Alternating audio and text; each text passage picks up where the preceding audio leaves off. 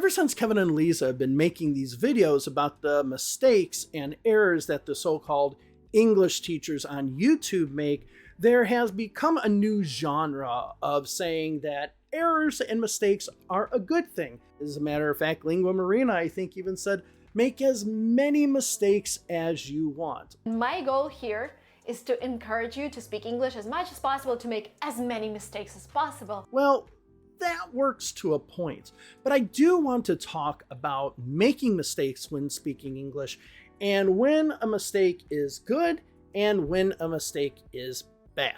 But before we get started into this video, if you want to actually fix your mistakes and you want to have error correction, please go to my website, davesenglish.com, where I do one-on-one lessons with people, and I can help you with your English learning needs. I will make sure that I will correct as many of the errors as possible so that you are on the right track to learning English as well as possible. Now, maybe saying good errors is probably a bad way to do it, so let me go ahead and rephrase that and say appropriate mistakes or appropriate errors. And what I mean by this are errors that native English speakers make, and they also understand what the person is saying, and they don't register it in their mind as an error. So let me give you an example. When we have who and whom, there are times where a lot of native English speakers will use who when we should be using whom.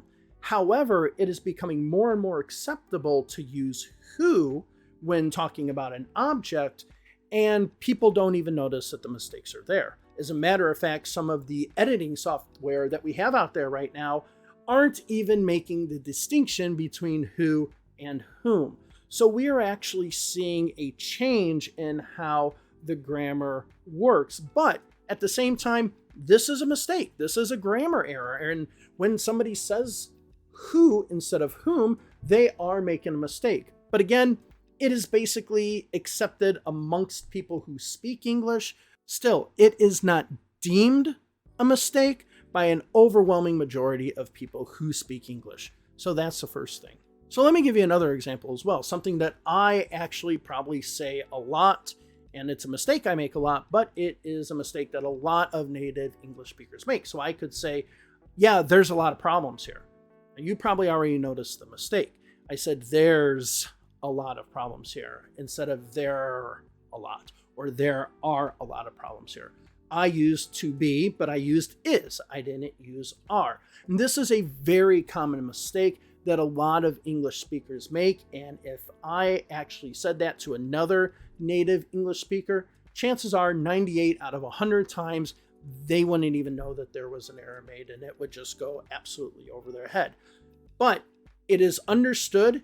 The communication that I had with that person is understood, and therefore a lot of times it's an error that is very much overlooked by native English speakers. This also shows the power of the contraction. Now, when I say theirs, I'm contracting there and is to make theirs. If I didn't contract those and I separated there is, and I said there is a lot of problems here, it would sound grammatically incorrect. So by actually contracting it to the ear of a lot of native speakers, it actually sounds more correct, even though it's absolutely wrong. So we do have this problem when it comes with making mistakes as native English speakers.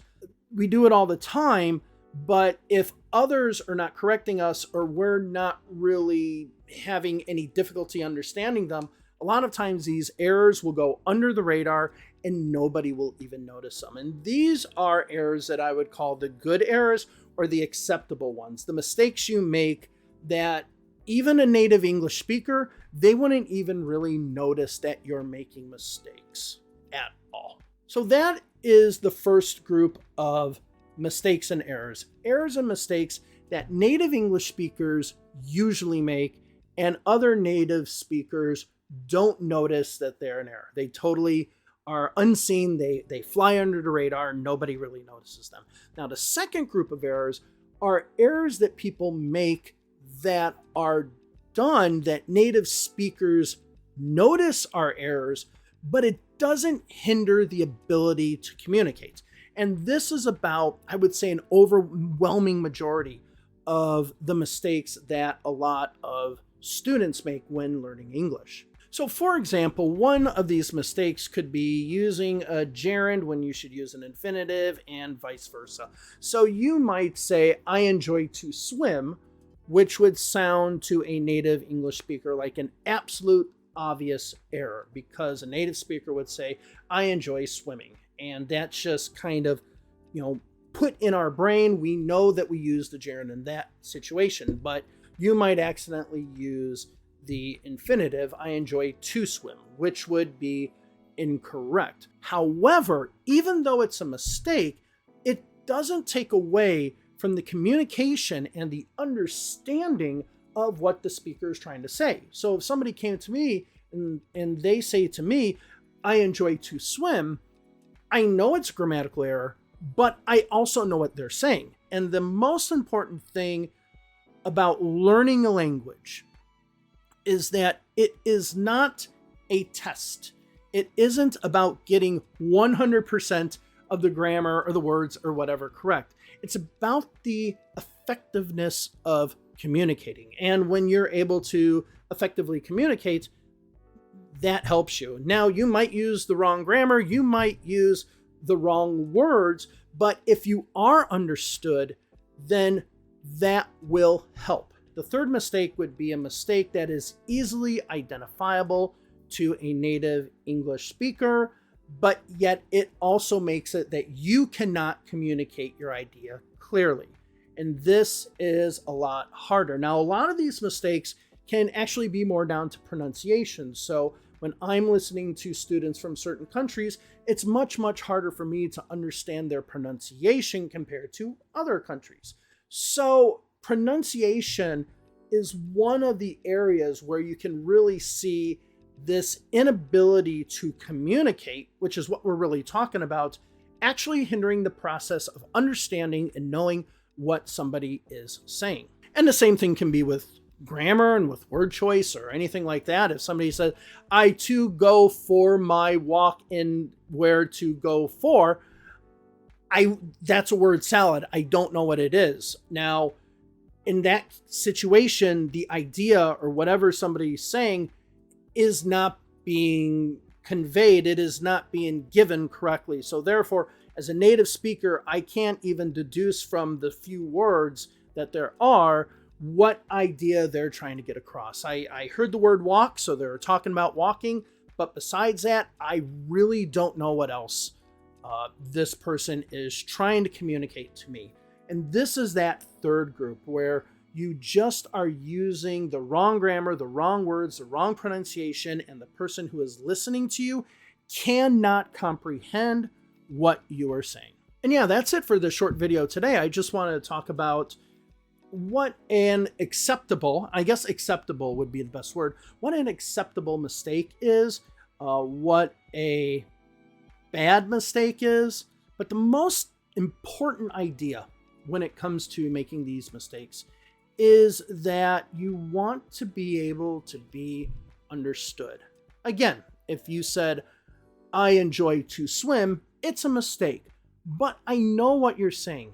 But there are a lot of mistakes that native English speakers will make that you'll hear all the time. You'll hear them on my video, you'll hear them on other videos. It's just kind of normal because either our mouth is moving a lot faster than our brain is, and I can totally be guilty of that. But there are just a lot of errors that we make in English that we just kind of gloss over. We don't even notice them.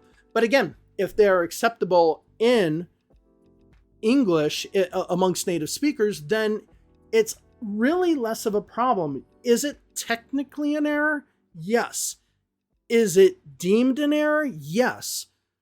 But do people care? No. And this is where you want to understand the difference between errors, because at the end of the day, it's about communicating your ideas clearly and making sure that you are understood to the listener, because you are using language to have some sort of communication to give somebody an idea, right? Or to try to explain something to somebody. When I speak to somebody or you speak to somebody, you're doing it for their benefit. You already know what you're going to say, but you're doing it to help them understand something or know something or give them some knowledge that they might not have. All right, so that's all for today. Thank you very much. If you do want to go to my website, davesenglish.com, please go ahead and go there and register for lessons. I'll be doing more videos this week, and I will see you all later. Have a wonderful day wherever it is you are. Bye-bye.